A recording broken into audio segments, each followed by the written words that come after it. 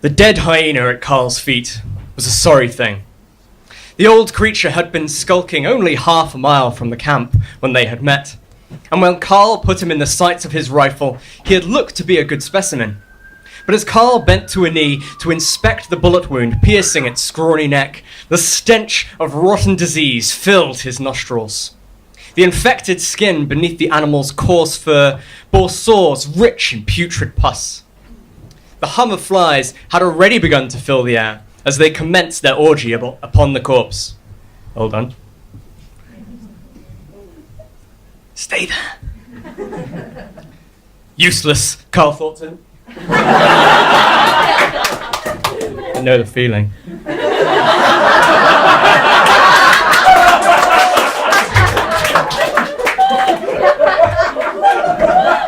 Useless, Carl thought to himself. Bloody useless. It was a shame, really. In the few weeks since he had arrived in the desert plains of Somaliland in the June of 1896 and observed the striped hyena in the wild, he had a mind to sculpt a diorama of a group of these fierce scavengers for the museum.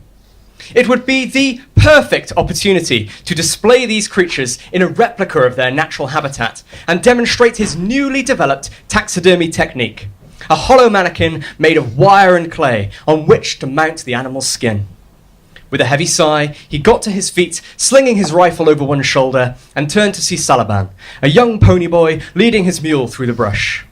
Despite their best hopes of a smaller hunting party improving their chances of success, it had been a long and frustrating day of chasing their prey under the relentless sun. Still, they pressed on. After a short while, they happened upon a warthog, whom with a single clean shot became a fine addition to their scientific collection. Leaving the specimen where it lay, Carl marked the spot and continued the search for their primary target of the day, an ostrich.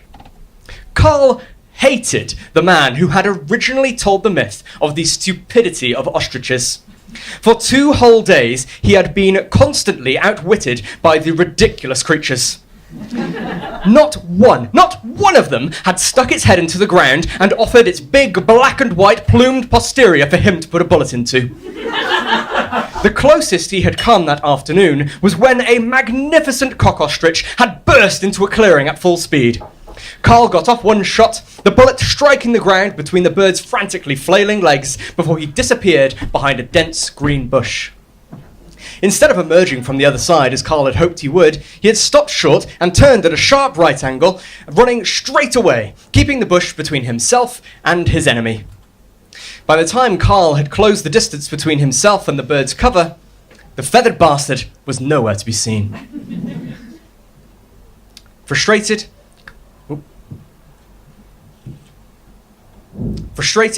Carl and Salaban made their way back to camp to drop off the mule and pick up the necessary tools to decapitate the head of the warthog he had shot earlier that afternoon. The two of them found the spot of the swine's assassination with no difficulty, but there was nothing to be seen of the wild pig. 2 vultures sat hunched on the branch of a nearby tree, their cruel faces and sharp beaks mocking.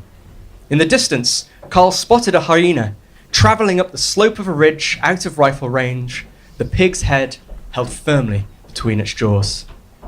With no ostrich, no warthog, and the sun setting behind them, Carl returned to the place where he had killed the diseased hyena, hoping to settle the score of the stolen head with another one of their kin who might be scavenging the carcass. But the dead hyena was gone. He had been dragged away, leaving a trail of blood in the sand under the fading light of dusk. As he studied the trail, Carl heard a faint rustle coming from his right side and saw a glimpse of a shadowy form going behind a bush. Then he did a very stupid thing. Without thought, Carl whirled to the side and in one fluid motion he raised his gun, bracing the butt of the bolt-action rifle between his shoulder and clavicle, and pulled the trigger, firing blindly into the bush. The almighty crack of the gun echoed across the savannah and was greeted with the sound of a vicious snarl in reply. Carl knew that sound, and in that moment he knew he would die. That snarl belonged to a leopard. A leopard is a vindictive creature. No matter how many chances it will have to escape, its determination is fixed on the fight until it is either dead or it has ripped its opponent to shreds. Feeling the sweat running down his back, Carl caught Salaban's eyes, frightened, and motioned to retreat towards a nearby stream bed. Their only hope was that the big cat was so badly wounded it could not pursue them. If they were really lucky, they might even be able to find the chance. There might even be the chance of finding its body in the morning. But as they backed about 20 yards away from the bush, the beast emerged, intent on finishing what Carl had started. Unable to see the sights of his rifle in the dim light of the evening, Carl fired again in quick succession. The first 2 shots went wide, but the third struck true. For a moment, the leopard stopped, before unleashing a furious battle cry, charging towards them. He pulled the trigger again. Click. The magazine was empty. "Run, boy!" Carl screamed at Salaban, the paralysis of fear lasting only a moment before he broke into a sprint, working the bolt of his rifle and slamming around into the chamber. He wheeled around to face the leopard, flying towards him in midair.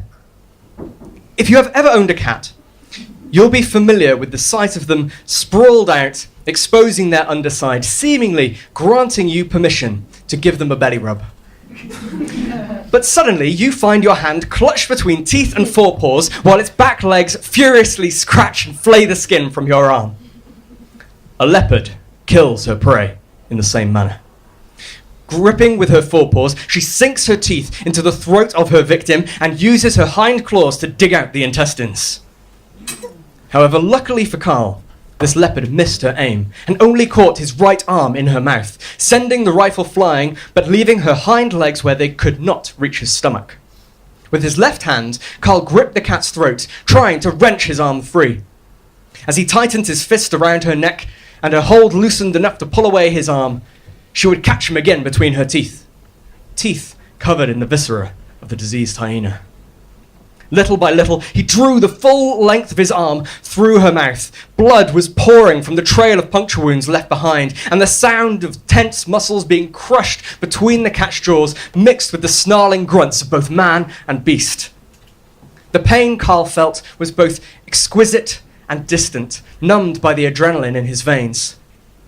The pair of them collapsed to the ground, and Carl pinned the leopard beneath him with his knees on her lungs. It was a struggle to keep her twisting body and frantic clawing from doing anything more than ripping his shirt. But his arm was almost free, and for a moment, he had the advantage. "Salaban!" he roared. "A knife! Bring me a knife!" But the boy was smart enough to stay away from a conflict with the vicious predator. Now, unable to free his right hand, he shoved his fist down her throat so hard that she could not close her mouth. With his left hand still squeezing her neck in a stranglehold, he surged down with his knees, and to his great surprise, felt a rib crack. He pounded his knees into her again and again and felt her weakening, feeling the last of his strength draining from his body. It became a question of which one of them would give up first. Little by little, her struggle ceased. His strength had outlasted hers. Hearing that the leopard was defeated, Salaban emerged from the brush with his knife in his hand. He passed it to Carl, who then made certain that the animal was dead. For the next 20 years, Carl Akeley continued his passions of scientific expedition and museological taxidermy. You can still find his work in the American Museum of Natural History and the Chicago Field Museum. But later in life, he would become occupied by a different kind of shooting, inventing the Akeley motion picture camera, the first film camera to be used in the field, and capturing the first footage of gorillas in the wild.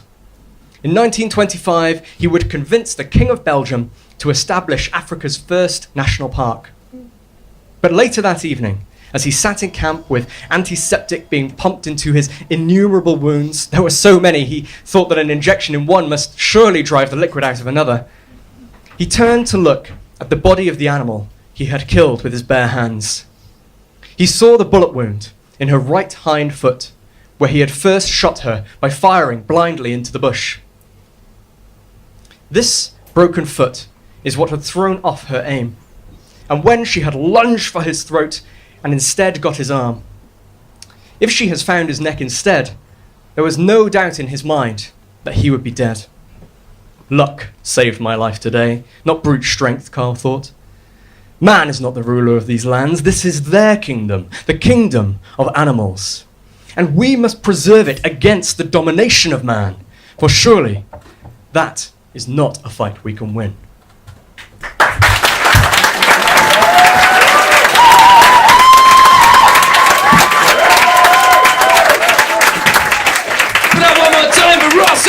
people of Bristol.